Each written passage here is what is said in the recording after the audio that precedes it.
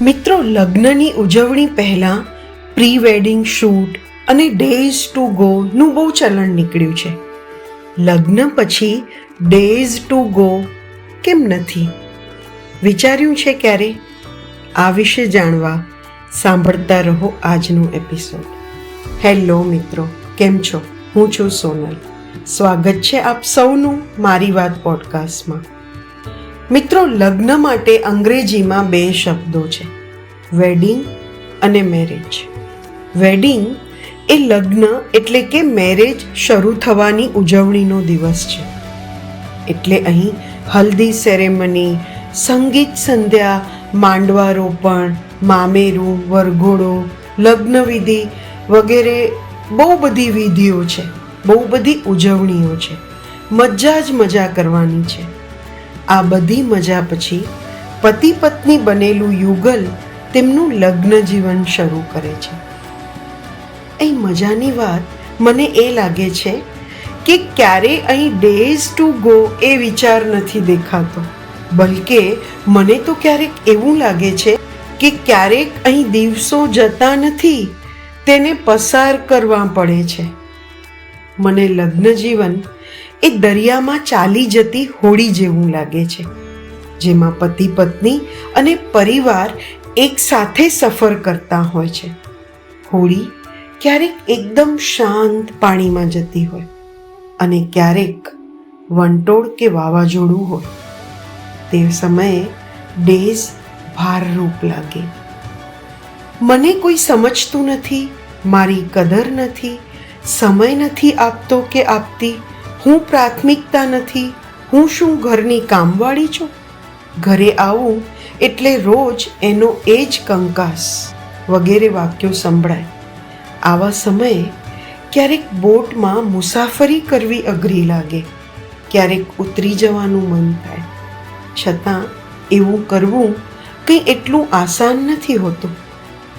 સંબંધોમાં ચડાવ ઉતાર અનુભવતા એ ખબર પડે છે કે બોટમાં જો સાથે જ મુસાફરી કરવી હશે ને, તો વાવાઝોડું પણ સાથે પસાર કરવું પડશે. કેવી રીતે વાવાઝોડું સાથે મળીને પસાર કરવું જોઈએ તે વિશે મેં દિવ્ય ભાસ્કરમાં ડૉક્ટર સ્પંદન ઠાકર લિખિત મૂડ અને માઇન્ડ કોલમમાં વાંચ્યું હતું. તે કિસ્સો શેર કરું છું. કિસ્સો એવો છે કે રીમા નામની છોકરી પરણીને સંયુક્ત પરિવારમાં આવી. તે ફિલ્મોમાં હોય તેવી કલ્પનાઓ લઈને આવી હતી. ઘણા લોકો, સાથે જમવાનું, સાથે તહેવારની ઉજવણી ને એવું તો બધું કંઈ કેટલું. થોડા સમયમાં તેને સમજાયું કે સંયુક્ત પરિવાર માત્ર લોકોનો સમૂહ નથી, એ અનેક માનસિક ભૂમિકાઓનો માળો છે. અહીં દરેક વ્યક્તિની અપેક્ષાઓ, માન્યતાઓ અને અદૃશ્ય નિયમો હોય છે. રીમા એ નિયમોમાં બંધાતી ગઈ. ધીમે ધીમે શાંતિથી પરંતુ અંદરથી તૂટતી ગઈ.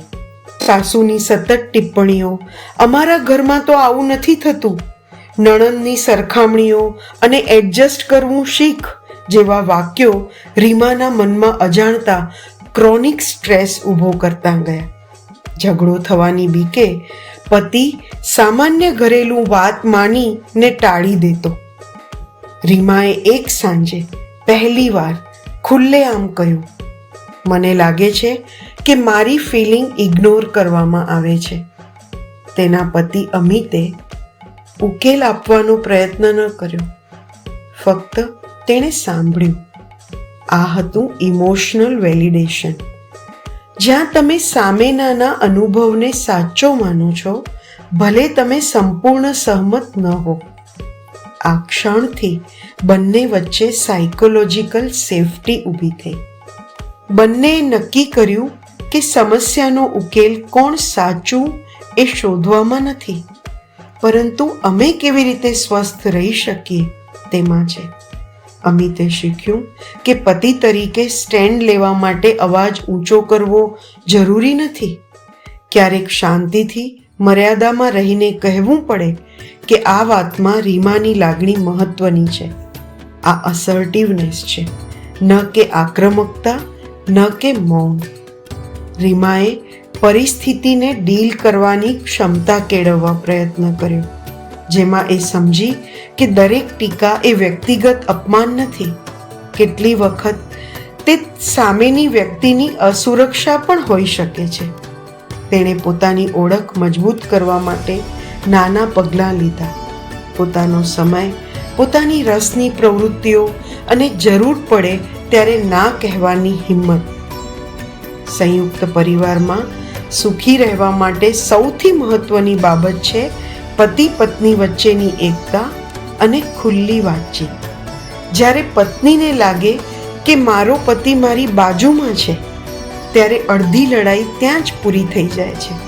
અને જ્યારે પતિ સમજે કે પત્નીની લાગણીને માન આપવું એ પરિવારની વિરુદ્ધ જવું નથી, પરંતુ પરિવારને વધુ સ્વસ્થ બનાવવાનું પગલું છે, ત્યારે સંબંધોમાં સંતુલન આવે છે. ઘર આજે પણ એ જ છે, લોકો પણ એ જ છે, પરંતુ રીમા હવે અંદરથી મજબૂત છે અને અમિત હવે વધુ સંવેદનશીલ, કારણ કે સાચો પરિવાર એ છે જ્યાં બે મન એકબીજાની પીડાને સમજવાની તૈયારી રાખે.